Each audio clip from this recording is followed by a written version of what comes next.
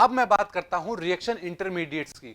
तो क्या होते हैं रिएक्शन इंटरमीडिएट? अभी हमने होमोलाइटिक क्लीवेज, हेटेरोलाइटिक क्लीवेज पढ़ा था। होमोलाइटिक में हमने देखा था कि रेडिकल फॉर्मेशन हो रहा था, और हेटेरोलाइटिक में देखा था हमने कि पॉजिटिव और नेगेटिव चार्ज स्पीशीज फॉर्म हो रही थी। वो सब मेरे क्या थे? वो सब मेरे रिएक्शन इंटरमीडिएट थे। तो क्या मतलब हुआ? Reaction intermediates are the species which is produced during the reaction but they are converted into product when reaction is completed. किसी भी रिएक्शन के दौरान बीच में बनने वाली स्पीशीज मेरी इंटरमीडिएट कहलाती है, और वो फाइनली प्रोडक्ट में कन्वर्ट हो जाती है जब मेरी रिएक्शन कंप्लीट हो जाती है। जब they are very reactive species and hence exist only for a short time. ये बहुत रिएक्टिव स्पीशीज होती है और बहुत कम समय के लिए ही बनती है। जैसे ही रिएक्शन आगे प्रोसीड होती है ये प्रोडक्ट में कन्वर्ट हो जाते हैं। क्या ये कई तरीके के हो सकते हैं? यस, जैसा हमने अभी बोला कि पॉजिटिव चार्ज हो सकते हैं, नेगेटिव चार्ज हो सकते हैं, रेडिकल फॉर्म में हो सकते हैं। तो ये मेरे कई तरीके के हो सकते हैं, जिसे मैं नाम देता हूं कार्बोकैटायन हो गया, कार्ब एनाइन हो गया, फ्री रेडिकल हो गए। ये सब मेरे एक इंटरमीडिएट है। सबसे पहले मैं बात करने जा रहा हूं कि कार्बोकैटायन क्या होते हैं। A group of atom that contain a carbon atom bearing positive charge and containing only 6 electron in valence shell। Carbocation क्या होते हैं? कार्बोकैटायन में एक कार्बन होता है जिसके ऊपर पॉजिटिव चार्ज प्रेजेंट होता है और उसके वैलेंस शेल में 6 इलेक्ट्रॉन होते हैं। अब क्या ये इलेक्ट्रॉन डेफिशिएंट कंपाउंड होंगे? यस, हमने पढ़ा था कि जिसके पास इलेक्ट्रॉन सही नहीं होते हैं, इलेक्ट्रॉनों की कमी होती है, वो मेरे इलेक्ट्रोफाइल्स कहलाते हैं। These ions are formed by heterolytic cleavage। बिल्कुल, हमने अभी पढ़ा कि हेटेरोलाइटिक क्लीवेज के से ही हमें एक पॉजिटिव स्पीशीज और एक नेगेटिव स्पीशीज मिलती है। दैट मींस पॉजिटिव स्पीशीज को हमने कार्बोकैटायन कहा है। अब कार्बोकैटायन फॉर्म कैसे होते हैं? फॉर एग्जांपल आप देख पा रहे हैं CH3X।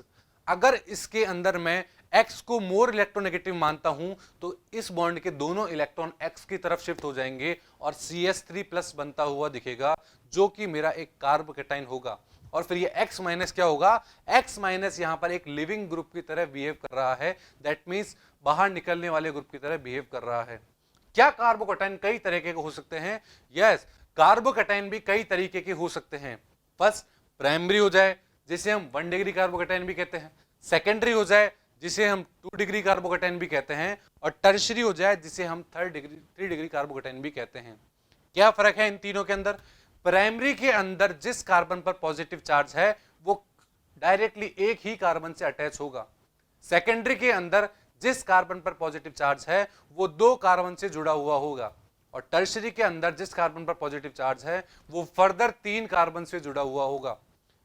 आप देख पा रहे हैं, ये थे मेरे प्राइमरी, सेकेंडरी और टर्शरी। अगर मैं इनका ऑर्डर ऑफ स्टेबिलिटी देखूं कि कौन सा मेरा कार्बोकैटायन सबसे ज्यादा स्टेबल होगा, तो वो कैसे निकालेंगे, अब हम वो पढ़ने जा रहे हैं। आप देख पा रहे हैं कि जो 3 डिग्री कार्बोकैटायन है मेरा, उसके अंदर एक कार्बन से 3 CH3 ग्रुप निकले हुए हैं।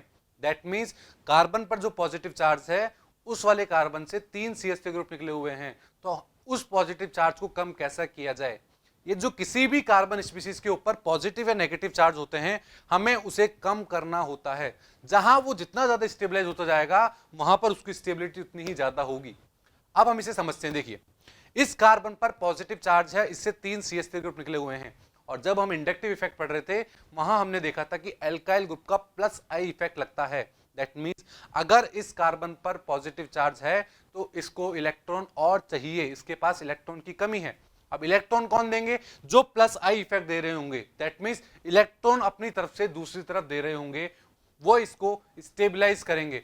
फॉर एग्जाम्पल यहां पर 3 CH3 ग्रुप है, ये 3 इफेक्ट लगा रहे हैं +I।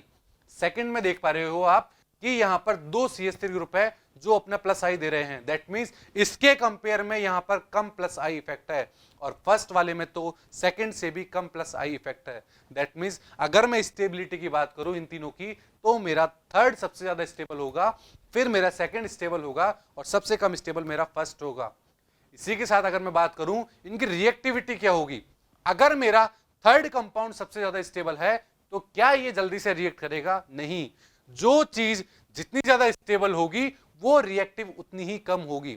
हमारा फर्स्ट सबसे ज्यादा रिएक्टिव होगा, सेकंड उससे कम रिएक्टिव होगा, और थर्ड तो सबसे कम रिएक्टिव होगा। अब मैं बात करता हूं कि ये कार्बोकैटायन फॉर्म कैसे होते हैं, how the carbocations are form. इसके अंदर आप देख पा रहे हैं एक एल्कीन मॉलिक्यूल, इस एल्कीन में मैंने दोनों इलेक्ट्रॉन एक तरफ शिफ्ट किए और वहां पर H+ आके जुड़ गया है। अब आप देख पा रहे हैं कि जहां पर इलेक्ट्रॉन नहीं है वहां पर पॉजिटिव चार्ज आ चुका है, दैट मीन्स वहां पर एक कार्बोकैटायन फॉर्म हो चुका है। बात समझ में आई? क्या यही एक तरीका है कार्बोकैटायन बनाने का? नहीं, बहुत सारी रिएक्शंस है जहां पर हम कार्बोकैटायन का फॉर्मेशन पढ़ेंगे, जो आने वाली रिएक्शंस में हमारे काम आने वाला है।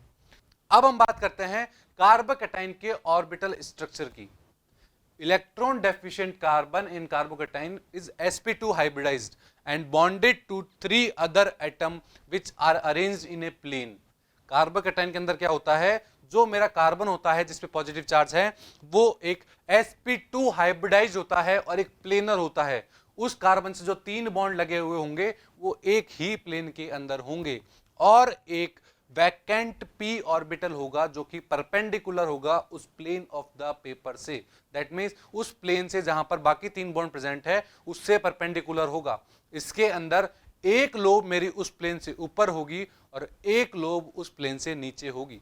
बात समझ में आई कि क्या ऑर्बिटल व्यू होता है इस चीज का, हमारा कार्बोकैटायन का। अब हम बात करते हैं कार्ब एनाइन की। तो कार्ब एनाइन क्या होंगे? ए ग्रुप और atom that contain a carbon atom bearing negative charge.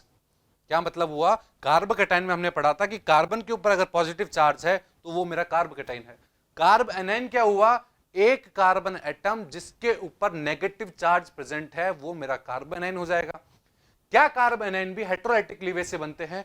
Yes, बिल्कुल, कार्ब एनाइन भी मेरे हेटेरोलाइटिक क्लीवेज से ही बनते हैं। बात क्लियर है यहां तक? फॉर एग्जाम्पल CH3X में वही मॉलिक्यूल लेता हूं, अब इसके अंदर अगर मेरे दोनों इलेक्ट्रॉन CH3 की तरफ शिफ्ट हो जाएं तो मेरा बन जाएगा CH3- और X+। दैट मीन्स CH3- मेरा एक कार्ब एनाइन बन चुका है। इसी तरह मैं एक और एग्जांपल लूं तो आप देख पा रहे हैं HC+O CH2 और एक और H है। अगर इसकी रिएक्शन में एक OH- से कराता हूं तो OH- क्या है? एक बेस है। बेस क्या करता है? H+ को ले लेता है, तो उसने एक H+ को ले लिया जैसा कि आप देख पा रहे हैं, और क्या फॉर्म कर दिया? HC+O CH2- फॉर्म कर दिया है।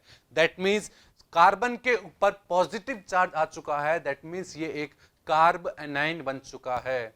बात क्लियर है कि कार्ब एनाइन कैसे फॉर्म होते हैं? ऐसी बहुत सारी रिएक्शंस है जहां से हम कार्ब एनाइन का फॉर्मेशन कर सकते हैं। अब अगर मैं कार्ब एनाइन की स्टेबिलिटी की बात करूं तो स्टेबिलिटी क्या होगी? ये भी कई तरह के हो सकते हैं, 1 डिग्री, 2 डिग्री, 3 डिग्री। इनकी स्टेबिलिटी ऑर्डर क्या होगा? जैसा कि हमने कार्बोकैटायन में पढ़ा था कि पॉजिटिव चार्ज होगा तो उसे पॉजिटिव चार्ज को कम करने के लिए हमें इलेक्ट्रॉन देने पड़ेंगे, तो हम +I इफेक्ट की बात कर रहे थे। पर अगर मैं यहां पर कार्ब एनाइन है, दैट मीन्स उस कार्बन के ऊपर नेगेटिव चार्ज है, तो नेगेटिव चार्ज को कम करने के लिए हमें विड्रॉइंग ग्रुप चाहिए, मतलब इलेक्ट्रॉन्स को खींचने वाले ग्रुप चाहिए। दैट मीन्स -I इफेक्ट वाले ग्रुप चाहिए। और अगर मैं इन सब में बात करूं कि किसमें स्टेबिलिटी सबसे ज्यादा होगी, तो फर्स्ट में स्टेबिलिटी सबसे ज्यादा होगी। क्यों? क्योंकि थर्ड वाले के अंदर जहां नेगेटिव चार्ज है वहां पर 3 CH3 और इलेक्ट्रॉन दे रहे हैं, दैट मीन्स नेगेटिव चार्ज को बढ़ा रहे हैं। तो सबसे ज्यादा इलेक्ट्रॉन कहां बढ़े? थर्ड में, फिर सेकंड में बढ़े और फिर फर्स्ट में बढ़े। दैट मीन्स स्टेबिलिटी का ऑर्डर क्या होगा? स्टेबिलिटी सबसे ज्यादा होगी फर्स्ट की, फिर सेकंड की और फिर होगी मेरे थर्ड की। बात क्लियर है? और अगर रिएक्टिविटी की बात करें तो रिएक्टिविटी का ऑर्डर एकदम उल्टा हो जाएगा, 3 सबसे ज्यादा होगा, फिर सेकंड होगा और फिर मेरा फर्स्ट होगा। बात क्लियर है यहां तक? अब मैं बात करता हूं ऑर्बिटल स्ट्रक्चर की कि कार्बो एनाइन का ऑर्बिटल स्ट्रक्चर क्या होता है। कार्बन एनाइन के अंदर जो कार्बन एटम होता है वो मेरा sp3 हाइब्रिडाइज्ड होता है। इसके अंदर 3 sp3 हाइब्रिड ऑर्बिटल होते हैं which are used to form 3 sigma bond. वो 3 सिग्मा बॉन्ड के फॉर्मेशन में यूज होते हैं। Where the 4th sp3 hybrid orbital contain lone pair, जबकि जो चौथा मेरा sp3 हाइब्रिडाइज्ड ऑर्बिटल होता है उसके अंदर लोन पेयर्स होते हैं, that means pair of electrons होते हैं। बात क्लियर है? अब मैं बात करता हूं फ्री रेडिकल्स की। ये मेरे थर्ड इंटरमीडिएट है, फ्री रेडिकल। फ्री रेडिकल क्या होते हैं? एन एटम और group of atom which contain an unpaired electron formed by homolytic cleavage. हमने पढ़ा था कि होमोलाइटिक क्लीवेज से जो स्पीशीज बनती है वो मेरी फ्री रेडिकल होती है। फॉर एग्जाम्पल CH3OOCH3, इसमें आप देख पा रहे हैं अगर मैं दोनों ऑक्सीजन के बीच में होमोलाइटिक क्लीवेज करा दूंगा तो वो मेरा कुछ CH3O रेडिकल और CH3O रेडिकल देगा। दैट मीन्स रेडिकल्स का फॉर्मेशन हो जाएगा, तो ये मेरे बनेंगे फ्री रेडिकल। अब मैं बात करता हूं orbital structure of free radical. Free radical के अंदर कार्बन हमारा sp2 हाइब्रिडाइज्ड होता है और sp2 हाइब्रिडाइज होने के साथ साथ unpaired electron is present in the unhybridised p orbital which is perpendicular to the plane of sigma bond। Carbocation की तरह हम इसमें बात करें कि जो मेरा कार्बन एटम होगा फ्री रेडिकल के अंदर वो मेरा होगा sp2 हाइब्रिडाइज्ड और उसमें 3 एटम मेरे प्लेन में होंगे और एक मेरा होगा जो अनपेयर्ड इलेक्ट्रॉन होगा वो मेरा लोब के अंदर होगा, that means empty p orbital के अंदर होगा। बात क्लियर है यहां तक? ये बात हुई हमारे इंटरमीडिएट्स की।